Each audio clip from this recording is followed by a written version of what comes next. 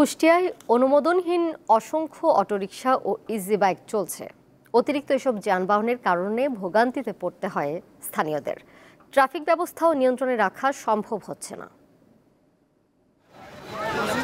কুষ্টিয়ায় অনুমোদিত অটোরিকশার সংখ্যা ২৭০০, অথচ অবৈধভাবে চলাচল করছে প্রায় ১০,০০০ অটোরিকশা। প্রয়োজনের তুলনায় বেশি যানবাহন হওয়ায় অসুবিধায় পড়তে হচ্ছে পৌরবাসীর।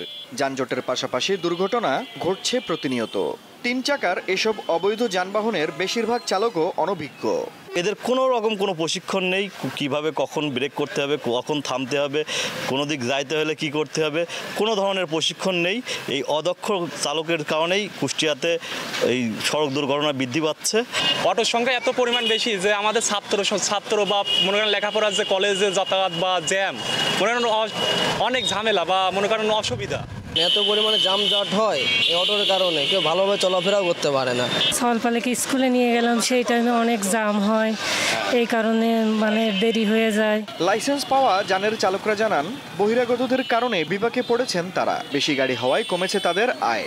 পৌরসভার লাইসেন্স আছে আপনার ২৭০০, অথচ গাড়ি চলছে ২৭,০০০-এর বেশি।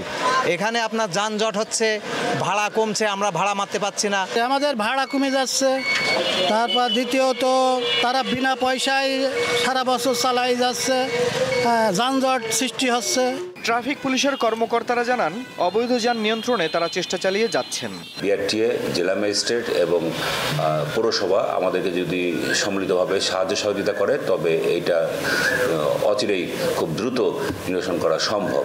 আপনার জেলা প্রশাসন, পৌরসভা এবং বিআরটিএ যদি আমাদের সাথে সম্মিলিতভাবে কাঁধে কাঁধ মিলিয়ে কাজ করি, ইনশাল্লাহ কুষ্টিয়াবাসীকে আমরা যানজট মুক্ত একটি শহর উপহার দিতে পারবো। পৌরসভার কর্মকর্তারা জানান, প্রয়োজন অনুযায়ী লাইসেন্স দেওয়া হলেও শহরে তার কয়েকগুণ যান চলাচল করছে, যার অধিকাংশই শহরের বাইরের। ট্রাফিক ব্যবস্থায় শৃঙ্খলা আনতে এবং জনদুর্ভোগ কমাতে প্রয়োজনীয় উদ্যোগ নেওয়ার দাবি এলাকাবাসীর। দীপ্ত বার্তা কক্ষ।